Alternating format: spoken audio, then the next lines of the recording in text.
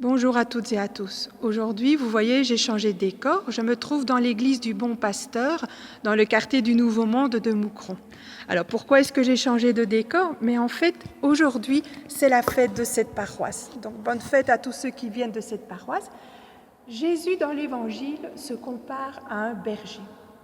Vous voyez, il y en a qui se reconnaissent cette fresque-là, qui se trouve dans l'église. Donc, Jésus qui est le bon berger et tous des moutons.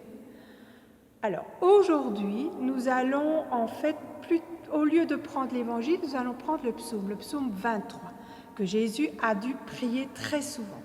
Ce psaume commence ainsi. « Le Seigneur est mon berger, je ne manque de rien. » Allez d'abord l'écouter. Vous avez 2 petites vidéos, choisissez-en une et puis vous revenez. Alors, moi, je me suis dit, si Jésus se compare à un berger, les moutons, c'est qui? C'est nous. Ce n'est pas très flatteur cette comparaison, mais nous savons bien que Jésus nous aime beaucoup. Et donc s'il se compare à un bon berger, c'est pour dire comment et combien il nous aime aussi. Alors un bon berger, je crois que Jésus aussi a très bien observé les bergers de son pays et il voit qu'un berger, en tout cas, appelle ses brebis par leur prénom. Il les connaît très bien. Et donc, comme il les connaît très bien, il sait aussi ce qu'elles vivent, ces brebis. Quand une est blessée, quand une ne va pas bien et tout. C'est exactement la même chose que Dieu, que Jésus. D'ailleurs, au baptême et à la confirmation, on nous appelle d'abord par notre prénom. Et puis Dieu, qui nous a créés, connaît très bien notre cœur. Et par l'Esprit Saint, il habite en nous, il connaît tous ses battements, il sait comment on va. Un bon berger aussi, il mène ses brebis toujours là où il y a de la bonne herbe. Et quand il n'y en a plus d'un côté, il va changer de lieu. Jésus nous a tout donné. Il a donné sa parole, sa vie, l'Eucharistie comme nourriture pour que nous puissions toujours avoir de la bonne nourriture pour notre cœur, pour notre vie. Jésus ressuscité nous guide grâce à sa parole, à l'Eucharistie.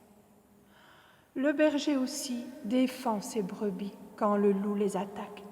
Et Jésus a lutté contre le mal, nous le savons bien, il nous a défendus et il est ressuscité, il a vaincu le mal. Jésus ressuscité sait nous défendre en profondeur. Le berger aussi est du matin au soir avec ses brebis, toute la journée. Jésus ressuscité aussi est toute sa vie, toute la journée encore aujourd'hui pour nous. Il a choisi même de demeurer en nous, dans notre cœur, en venant dans notre cœur par l'Esprit Saint qui nous est donné. Mais c'est à nous d'écouter aussi sa voix. Jamais il nous oblige. La voix. C'est cette voix-là que l'enfant, le nourrisson, reconnaît, la voix de sa mère reconnaît puisqu'il l'a écoutée durant 9 mois dans son ventre. Il la connaît. Et nous aussi, on connaît la voix de Dieu puisque Dieu nous a créés. Cette voix, on l'a entendue, elle fait partie de nous, car nous sommes créés à son image et ressemblance, et elle est gravée dans notre cœur par l'Esprit Saint qui nous a été donné. Et écoutons sa voix, et le bon berger nous mènera vers la vie, vers sa vie. Bonne journée et bonne fête à tous.